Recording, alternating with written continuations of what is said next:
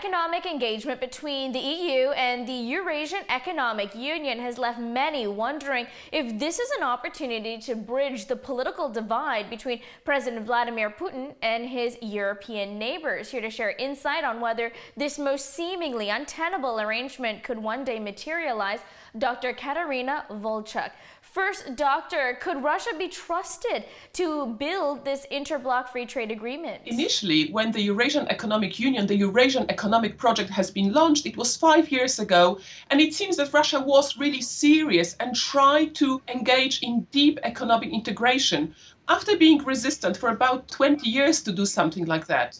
However, over the last year or so, seeing how the Ukrainian crisis impacted on Russia's sort of integration behavior, I think there's now much more doubt whether Russia can be trusted to create rules-based integration project. Okay, now from grassroots observations to academic, Russia has been proven to act unilaterally when it comes to trade decisions made within the EU. Just look at anti-dumping duties. I mean, what does that indicate to you about Putin's willingness to coordinate his efforts and harmonize, frankly, with the rest of the continent? Absolutely. This is the issue that Russia, after joining the WTO, has been a very sort of unreliable member. The EU says that it never has seen a member who joined the WTO, such a large country, behaving and violating WTO rules so frequently. So there are really doubts to what extent Russia is committed to abiding by international trade rules.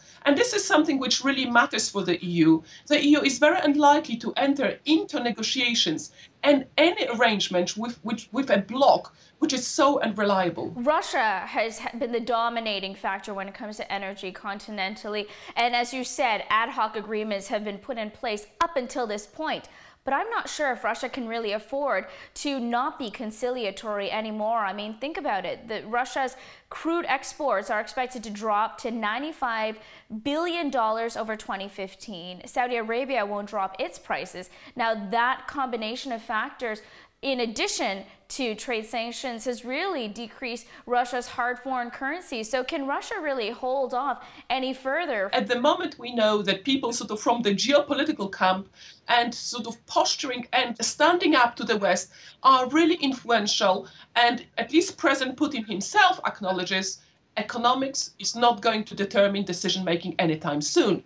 To what extent that position is sustainable, it's very debatable, but it doesn't seem to have the upper hand at the moment in Moscow. Okay, geopolitics trumps some of these smaller considerations, as you just said, but let's talk about the China game. Russia has been emphatically embracing relations with this giant tiger. So if China chose then to ally itself more closely with the Eurasian Economic Union, what does that do to the EU? We look at the energy contract, which a year ago was heralded as a big breakthrough in Russia-China relations. If we look at the terms of the contract, there are actually quite disadvantages for Russia. And if they require a massive investment in the infrastructure at the very time when Russian economy is not so strong. And I would argue that Western media hasn't helped the situation. I think in some ways sort of exaggerating the nature of the allied relations between Russia and China. What do you say that does to skew the game? Absolutely. And this is sort of, in a way, Russia has been capitalizing on this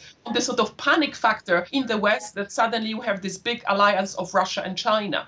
The fact is that in comparison to China, Russia is a declining economy at the moment, and with oil prices unlikely to rise in the medium to long term, it really needs structural reforms, which it's not doing. From China, we have a very sober assessment of Russia's capacity and potential, and unfortunately, Russia doesn't do much to convince the world that it's actually going to do its homework.